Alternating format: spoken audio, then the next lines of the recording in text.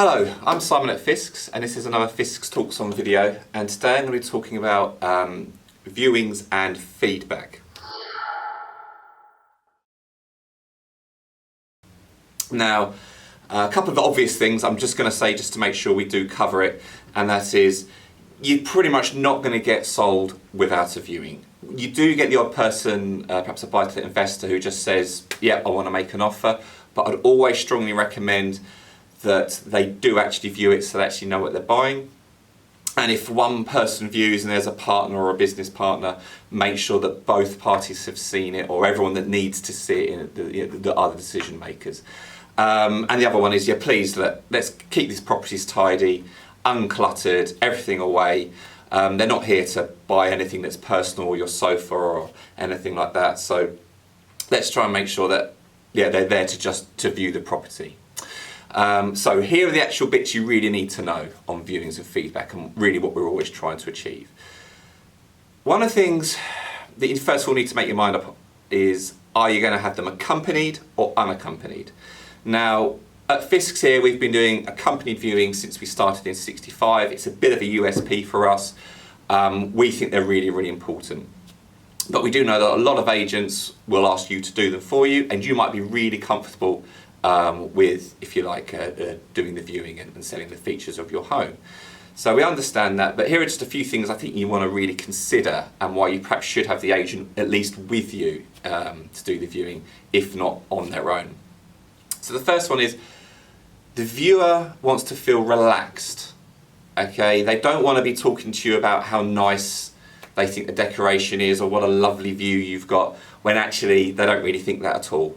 What they really want to do is to not do the little nicey chit chat and the small talk, and they just want to talk brutally and bluntly with the agent as to whether it's the right property for them. So if the agent's there to accompany that viewing and the vendor isn't there, you will tend to get the truth out of that buyer. That is much better for you in the long term of selling. The other thing, as I say, once they're relaxed, they tend to take the property in more. So many times when we try to get feedback, the buyer won't even remember which one we're talking about. And they'll say, oh, I viewed 3 or 4 that weekend, can you remind me? Now, I always found that really hard to believe when I started doing this job. But yeah, they just don't understand. They all just sort of mix in with the last viewing. So the more relaxed they are, the more they take in the property, and the more truth that they'll come out and talk to us, whether they think that the lounge is big enough, or the garden's good enough, or whether they like the kitchen or not. So that is 2 really big things that you're not going to get with an unaccompanied viewing. The features of the property. We always find that as agents, we know what the buying public are interested in. So whether it be layouts, or whether it be grey kitchens are fashionable, or white tiles are fashionable. So we know what the best things about this property are. And you as the owner, you actually might have a difference of opinion.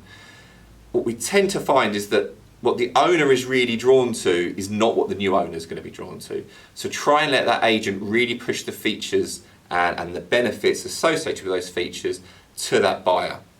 But again, it's not going to happen if you're doing it on your own. Now, it's also easier to book a viewing, because we don't have to worry about making sure you're going to be there and let us in. It's also much easier if you've got pets. So not everyone's going to like dogs. Even if they love dogs, it really can sort of detract from the viewing. So get the dog out of there, take the dog for a walk for half an hour. It's some of the easiest things we've ever done. Is I've met there with the buyer, vendor said, right, I'm popping out now, here's the key. They've gone and walked the dogs, they've come back half an hour later, and I'm there to give them the feedback, and the buyer's gone. So it's much, much easier. There are some people that would obviously say an unaccompanied is a good thing. I am aware that some agents will charge for them. Now, I can't comment about other agents. All I know is that we don't. So it's all included in your package, so it's never really an issue for us. But if you're from a different area, or you're perhaps using a different agent, some of them will charge you for this service. So you might want to just weigh up whether it's a budgetary thing and whether there's an advantage to it or not. I do know that a lot of vendors think that you can build a bit of rapport with your buyer. Now, that could work, and that might be quite a nice thing, but in the end, I just don't think that a buyer is going to proceed with a purchase just because they quite liked you. So if they want to pull out, they're putting out no matter what. But what I do find happens is, because it's the buyer that's in control, and it's very rarely vendors that pull out of sales, what actually happens is the vendor, you don't want to make a decision to drop that buyer. You don't react quickly enough to the market conditions. You don't drop them and try and find somebody else. So when the sale starts to drag and the buyer starts to be a little bit flaky, you don't act because you really like them and because they liked it and you like their kid. So we always just say, we are here effectively to try and separate the emotional aspect of it to just dealing with a bricks and mortar sale.